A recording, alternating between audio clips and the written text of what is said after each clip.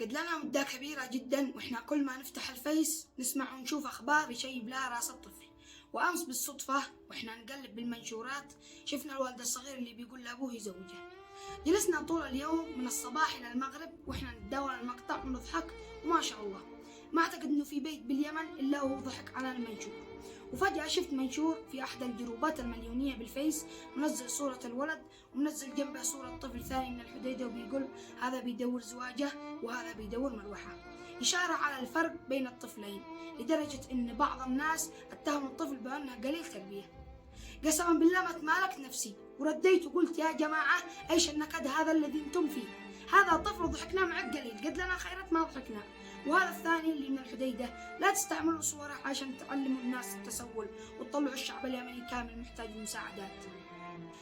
اللي دخل يقول يا عنصري انت بين البارود انت مرتاح ابوك فلان وكلام كثير، لدرجة ان انا اول مرة اتعرف على نفسي من شدة مبالغتهم، مع ان الموضوع ما يحتاج كل هذا العصد، لكن انا حبيت اوضح وجهة نظري وانتوا حرار اذا تحبوا تقبلوها او لا. بالنسبة للحر اللي في تهامة كلنا عارفين انها نار الله الموقدة، بس احنا مش عايشين بالنرويج، احنا عايشين بصنعاء، واذا كان بيجي بتهامة حر شديد بيجي في صنعاء سقيع يموت وما نقدر نفتح دفايات عشان الكهرباء، وكلنا عارفين مشكلة الكهرباء، يعني حالنا من بعض كلنا عايشين بنفس البيئة. يا اخي تصرف بلطف، فكل الذين ستواجههم يعيشون في ذات الدنيا جميعهم يواجهون المشاق مثلك تماما، والاختلاف هذا الحكمة أوجدها الله، وفيها ميزات تؤهل بلادنا أنها وكما كانت في أيام الحضارات القديمة تسمى السعيدة بسبب تنوع مناخها اللي بيخليها تنتج كل أنواع الفواكه والخضروات الصيفية والشتوية. نقطة اعتراضي لم تكن على البرد ولا الحمام، نقطة اعتراضي كانت على الطريقة اللي بيتقدم فيها المنشور للناس وإيش آثاره على بلاد فيها ما يقارب حوالي 30 أو 40 مليون نسمة كل اعتماداتهم على المساعدات والصدقات. ليش تهامة أهلها فقيرين جدا مع أنها السلة الغذائية لليمن وعدة دول مجاورة خارج اليمن؟ إنك تطلع الشعب اليمني متسول وغير قادر إنه يتغلب على مشكلة الحر. منشور ولا منشور أنت بتعزز ثقافة الانتظار والتكاسل والعيش في دور الضحية. ما فكرتم إيش السلبيات العائدة على الشباب بسبب مثل هذه المنشورات؟ أنتم بمنشوراتكم هذه بتختاروا لبناء شعبنا الطريق الأسهل للبقاء على قيد الحياة وليس للعيش. أنتم بتسولكم هذا بتدوا انطباع عننا إن إحنا شعب مراعي بيد ممدودة لأي متصدق عشان يجي يشتري مروحة على أحد البيوت بيستعملها إلى أن تعطل وبعدين يخرج يتصور مرة ثانية علشان يدي مروحة أخرى ويتوارثوا عياله هذه العادة إلى أن يلحق الفقر سابع ذرية. أنا ما قلت إن أهل تهامة مش حرامين، أنا قصدي إن المنتفعين من أوضاعهم بيستفيدوا أكثر منهم، لذلك أنا أدعو كل يمني حر لديه القدرة على إيجاد حل لمشكلة بطالة الأيدي العاملة إنه يدي لنا حل مش مروحة فقط. في يوم الأربعاء الساعة 10:15 أثناء توزيع الوجبة الخفيفة في مدرسة فتح الخير، وأثناء تناول الطلبة لهذه الوجبة فقد أتانا مجموعة من الطلبة ابتداء بالصف السادس الابتدائي طالبة وجدت دبوس بداخل التمرية. هذه أول عينة، وهذه العينة الثانية من الصف الأول الابتدائي، طالب في الصف الأول الابتدائي. وهذه العينة طالب في الصف الثالث الثانوي، مسمار خشب، هذا مسمار خشب مدحرج. وفصل آخر ضمن صدقة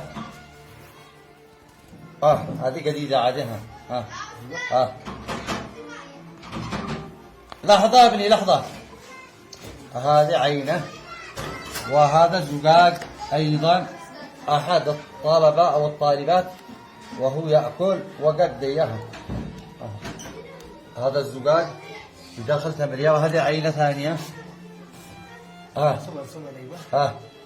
هذه عينة أخرى زجاج، هذا عدو أخطر من الكبير، هذا يمكن يبلع.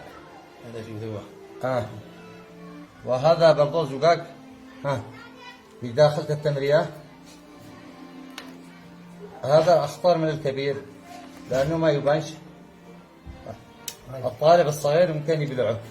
هذا أيضا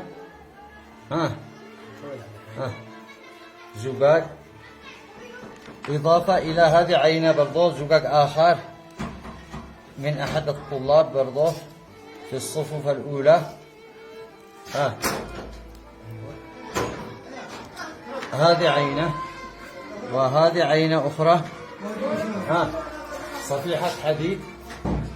هذه عينة أخرى صفيحة حديد،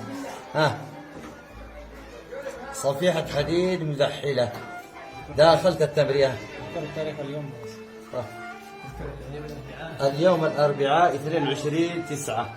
أكثر من 15 حاجة. هذه عينة، هذه عينة، هذا مع زجاج برضه، زجاج داخل التمرية. هذا اليوم فقط، بقية الأيام ما انتبهناش عاده. إضافة إلى الشعب اليمني معروف عنه انه شعب فزعات ومعطاء، مستحيل يتوقفوا عن مد يد العون لاي متضرر من ابناء وطننا الغالي. لكن انا عتبي على علماء الاقتصاد وينهم من بلادنا، مع انهم في الخارج دخلوا موسوعة جينيس للارقام القياسية. ليش بيئتنا بيئة طاردة لثقافة العمل؟ احنا الشعب الوحيد اللي ممكن انه ياخذ الصدقات ولا يمارس احد المهن المعروفة عندنا بقلة الاصل، ويفضل التسول على العمل. نزل منشور واحد ذكرنا فيه بمعاناة أهالينا بتهامة ونلبي، لكن نزل 1000 منشور لأهل تهامة فيها نماذج قصص الكفاح والنجاح بعد التعب والإصرار والعزيمة، ولا اسمع أحد يقول لي بسبب الأوضاع ومدري إيش. أنا الآن بجيب لكم قصة أرويكم فيها معاناة فاقت جميع معاناة البشر، عشان صدقوني إنه مش كل شيء نرجعه للوضع اللي إحنا فيه. بول ألكسندر الذي يعيش في رئة حديدية مشلول تماما منذ سنة 1952 إلى يومنا هذا، لا يمكنه الحركة ولا الأكل بمفرده وحتى قضاء حاجته، ومع ذلك درس وأصبح محاميا ويكافح بكل صبر. فنحن نتنفس طبيعيا بدون أي عائق، نتحرك كما نشاء، نفعل ما نريد. ألا نستحي من الله ونحمده كل يوم على نعمة الصحة التي لا تضاهيها أي نعمة في الوجود. إنسان قيد الله الهواء عليه، ومع ذلك أصبح رسام ومحامي وروائي شهير وما زال عايش حتى اليوم. أنا أدعو شباب تهامة الأحرار أن لا يقبلوا على أنفسهم مثل هذه الحالة ويستسلموا ويتوقفوا عن الحركة وانتظار الصدقات. أكيد في طريقة تقدر تخليك إنسان مكتفي، لأن الرزق بالأول والأخير هو بيد الله، وياما في قصص ترفع الهمم، لكن إحنا يعجبنا نعيش دور الضحية. أنتوا عارفين إيش بيعملوا في الدول المتقدمة علشان الشباب؟ شوفوا معي هذا الفيديو.